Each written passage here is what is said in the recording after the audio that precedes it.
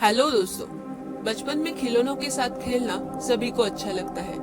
अगर आप लड़की हो तब तो डॉल्स आपकी सबसे अच्छी दोस्त होती है ना? हम सबके पास बचपन में काफी खिलौने होते हैं।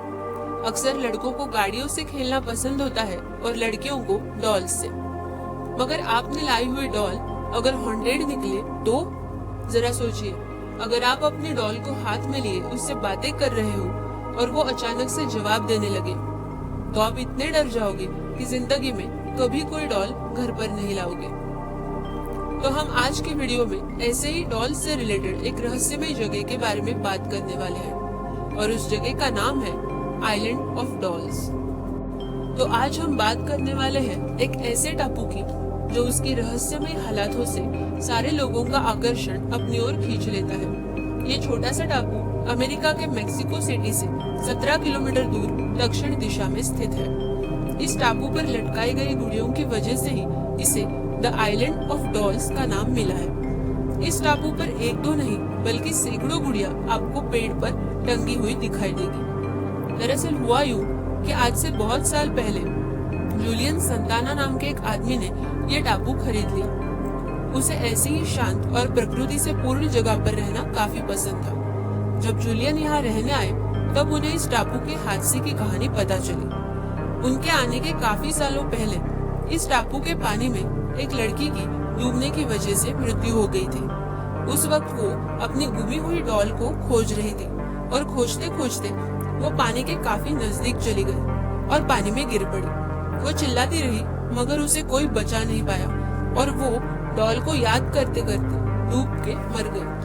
कहते हैं कि वो लड़की तो उस दिन मर गई मगर उसकी आत्मा अब भी उस टापू पर अपनी डॉल को खोजती है। और ये बात जब जूलियन को पता चली तब उन्होंने अपने आसपास मिलने वाली डॉल्स को पेड़ों पर टांगना शुरू कर दिया। उन्होंने सोचा कि शायद इनमें से कोई डॉल अगर उस लड़की की हुई तो उस लड़की की आत्मा को शांति मिलेगी। मगर जब उन्होंने डॉल्स को पेड़ पर टांगना शुरू कर दिया तब उन्हें भयानक अनुभव आने शुरू हो गए और उन्होंने और ज्यादा खोजबीन शुरू की। अब वो मिली हुई हर डॉल को, और इतना ही नहीं, अगर डॉल के कोई अवशेष मिले तो उन्हें भी पेड़ पर टांग दिया करते थे।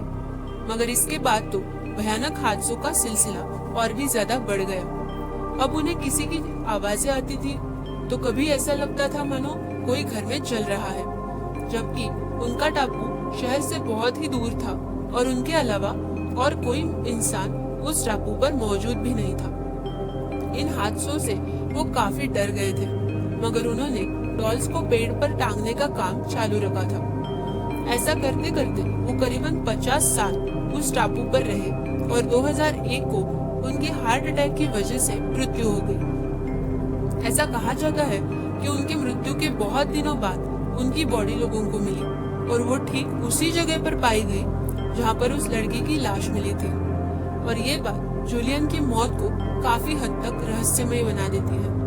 जूलियन की लाश उसी जगह पर मिलना क्या सच में एक इत्तेफाक था या कुछ और? ये रहस्य आज तक कोई सुलझा नहीं पाया है। जूलियन के मौत के बाद अब ये टापू लोगों के लिए खुला कर दिया गया है और पेड़ों पर लटकी हुई डॉल्स लोगों को रोमांच भरी भी लगती हैं। लोगों का कहना है कि ये डॉल्स आज भी हिलती है। कुछ लोगों ने तो ये दावा किया है कि इस जगह पर उन्होंने कई सारे डरावनी चीजों को देखा है।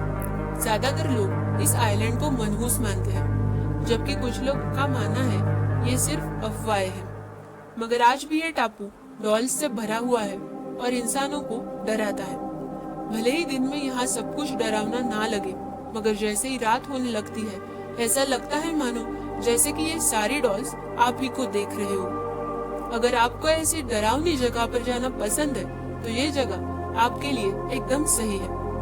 तो ये थी द आइलैंड ऑफ डॉल्स की रहस्यमय कहानी। ऐसी और कई सारी कहानियाँ हम आपके सामने लाने वाले हैं। तो इस वीडियो को लाइक कीजिए, अपने दोस्तों के साथ शेयर कीजिए और हमारे चैनल रहस्य फॉर यू को सब्सक्राइब कीजिए। हम फिर मिलेंगे अगली वीडियो में। Thanks for watching.